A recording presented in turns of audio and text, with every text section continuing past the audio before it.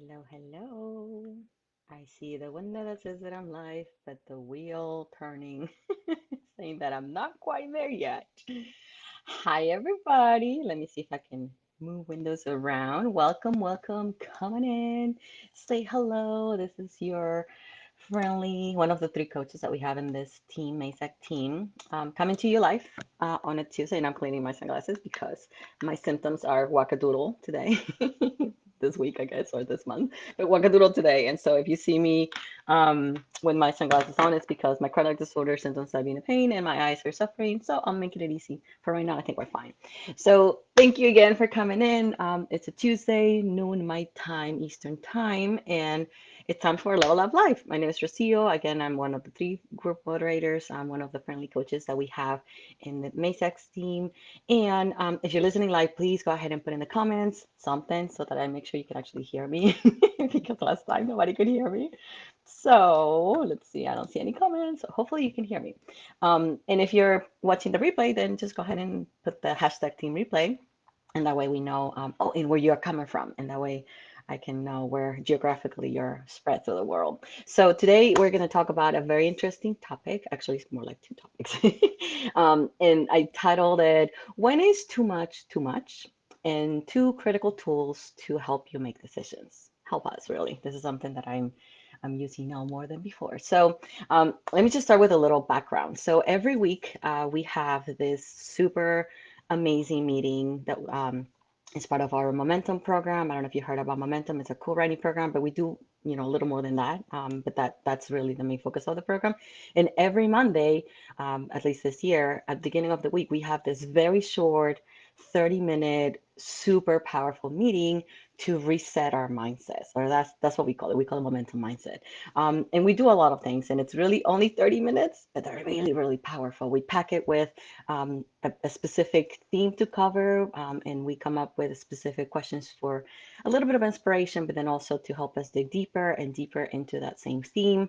And we work a lot in groups, and so the conversations within the groups can really go anywhere. And so every time that I facilitate these meetings, I rotate in between a couple of groups so that I can, get in touch with our clients and see what's going on. And at least for those groups that I was moving around from one to the other, there was this theme about, us doing all the things, feeling like we do everything, and sometimes from a perspective of I'm enjoying it, sometimes from a perspective of I am tired, I can't continue doing this, and so that's what really triggered me into thinking about today's topic for this level up life. And so what I wanted to talk about was how to make it a little easier to perhaps be able to identify those times and to center ourselves, make the decisions we need to make, so that we don't go into this other side of it's just too much and I am tired of it.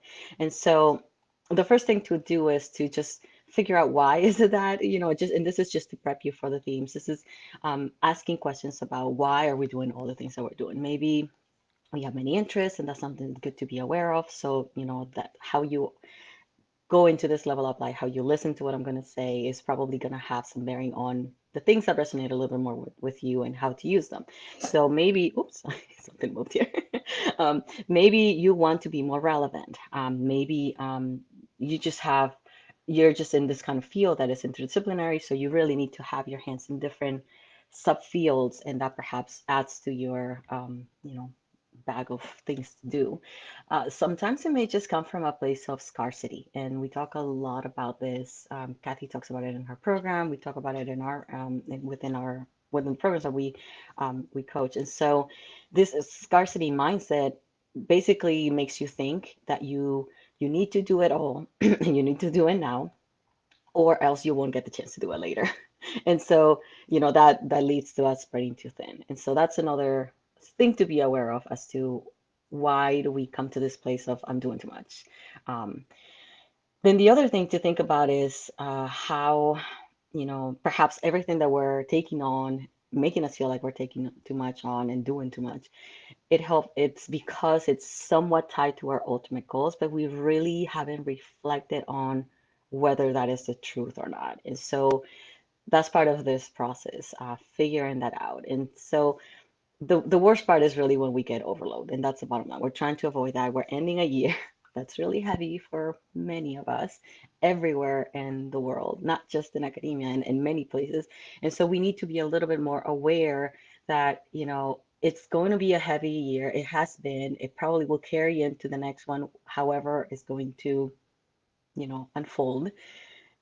And then on top of that, we don't want to be overloaded, with this overload that we already have, plus our own overload, mental, physical, emotional. So we need to we need to make sure that we are pausing a little more, reflecting a little more. And so to do that, I thought I needed to remind us all of two very important, critical tools to use to recenter, to be able to prioritize, to maybe even make it a little easier to say no to things, to ultimately be able to do the things we really want to do and should do, both for our lives and for our careers, based on our own personal answers and choices. And so before I get into those two, I wanted to give you a little homework because it's going to tie into those two tools. The homework is going to be, first of all, um, you need to ask a bunch of questions and you need to find those answers. And these answers are going to be personal.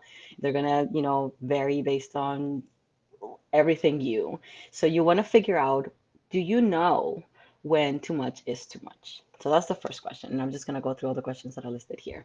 Do you have specific signs to know when you're entering this zone of this is too much? So this is as you're entering that zone, do you already have any specific signs, whether it's from your body or from, your mental state or anything that you can reflect on and say, oh yeah, this usually is what happens, like if you can go back and look at your previous experience of overload when you were doing too much, then can you look at right before and say, did my body do something as a reaction to this? Did my perhaps mind went to this particular phase? Was it really hard to focus?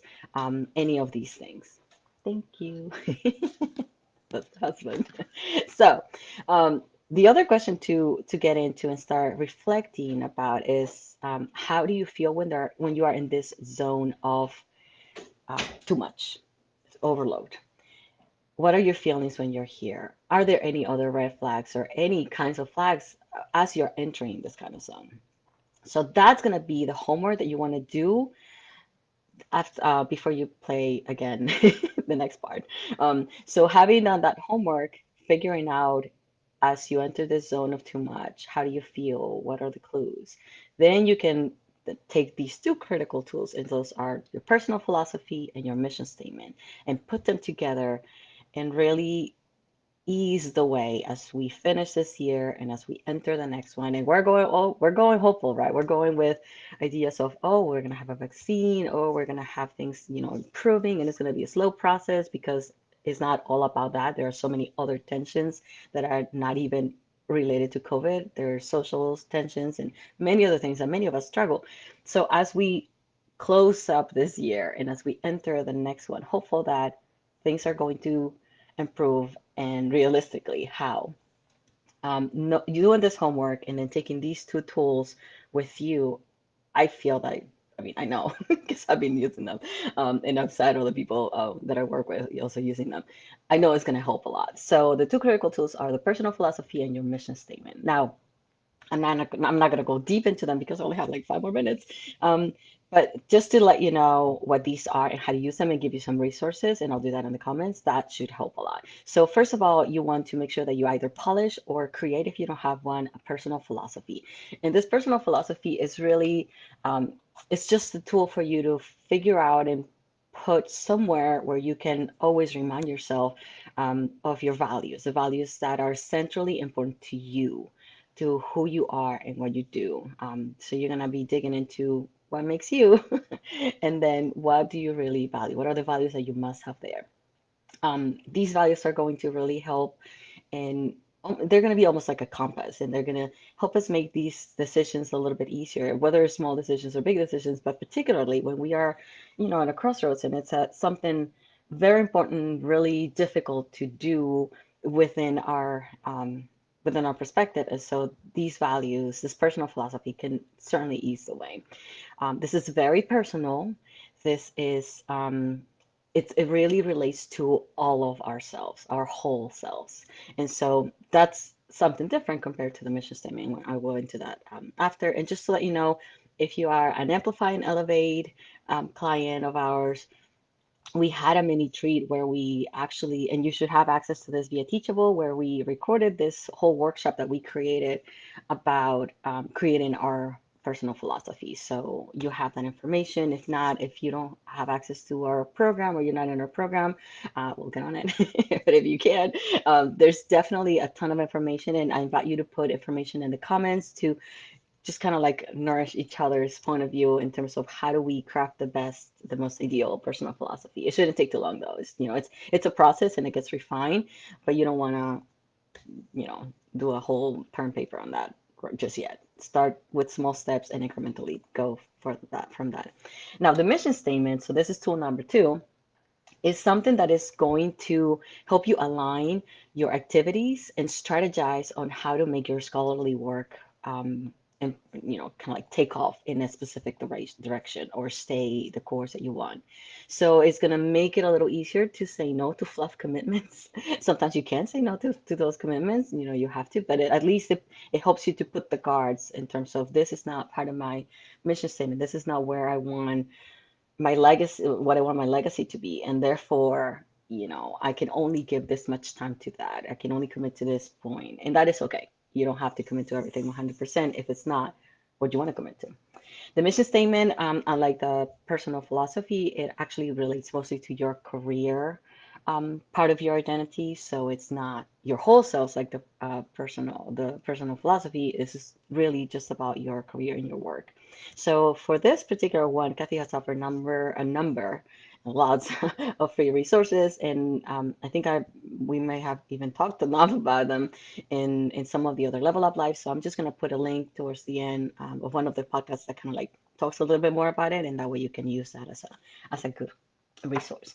And now, so all of this, the homework plus these two tools are going to now help you move to the next stage, and that's really the meat and potatoes of this Level Up Life. So the next time you have to make a decision, any decision that it is, and even if you feel like you really want to say yes to something, the first thing you want to do is pause. And that is something that it's harder than it sounds. It's harder than I say it. And even though I've gotten really, really good at saying no to many things, it's still hard for me. So we have to remind ourselves to pause. We need to check in with these two critical tools, the personal philosophy, the mission statement. Is what I'm about to say yes to after the pause, is it does it honor these two very important things from my perspective? Yes or no? And hold a pause, keep pausing. Then you want to check the homework that you just did. You want to check and see if you're entering or already into the zone of too much. And that is something to consider before you unpause and give an answer. And then I'm going to ask you to pause again, formulate an answer, and then you can start blurting it out. So don't be afraid to ask for what you need. If you need time, if that pause was 5 seconds and you probably need more than 5 seconds, you need to ask for that. So if it's an email, it's already a little easier to type this. If it's, if you're talking to someone, it's a little harder, but with practice, you're gonna make it, no problem.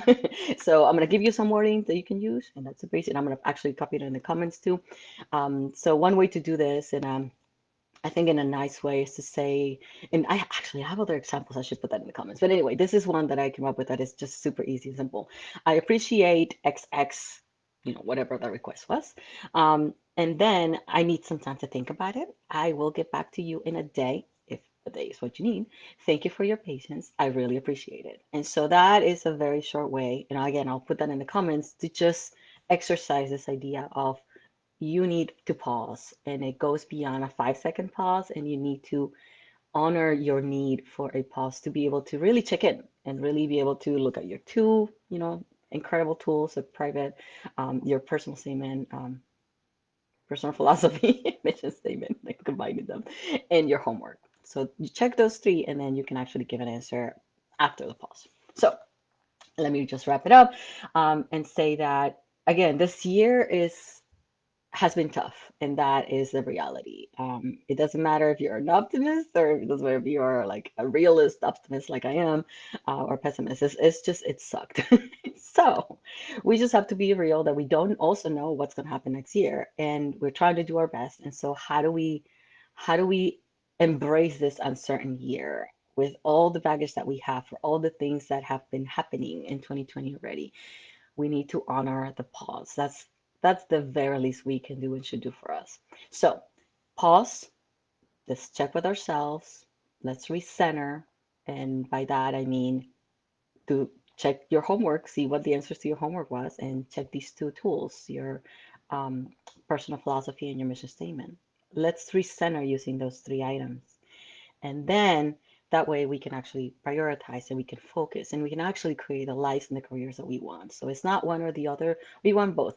We want all the things, right? And so how do we make it so that it's all the things that we want and we need and we care for and we value and we our community, our people, us. So that is basically what I wanted to share with you. Just to wrap it up in this short level up live, I talked about when is too much. And then I gave you homework, of course. And that was the first thing that I gave you. And then two critical tools to help you make decisions in the future or even now. I started by giving you homework to get your bearings, figure out when is too much in various ways, picking up clues from your own reactions. Then I went over the two critical tools, and those are the personal philosophy and your mission statement. I'm gonna link in some information in the comments to help you further those if you don't have something already made. And then you can use those three things together really to help you make decisions before you say yes to something. Again, we must pause. And that I think I have a Level Up Live recently that actually talks about the pause because that's something that I feel we need to exercise a little more. If you're interested in the mindset calls that I mentioned at the very beginning of this video, then we do them in our momentum program. I'm not aware that they're done anywhere else. They're super cool. I'm sure they're going to spread and people are going to start using them. So you could join our momentum program. It's actually super amazing. I'm a believer of co-writing. I with the chronic disorder and all the barriers that I've had to deal with in life, co-writing has really helped a lot in probably most of my academic career. So I am a firm believer of co-writing. And so I'm going to link in the comments also a link to the website so you can learn a little bit more about momentum. Again, these mindset goals are part of that program. And just so you know, what else do I want to say? Yeah, that's about it. So just join us there. If you have questions, you can, for that particular program, you can write at Momentum. You can write to Momentum at kathymesa.com, and I'll also put that address in the comments. And I'm out of time. Wow, I'm actually way past time. I'll see you next time. Be safe, be well, and I will see you maybe next year.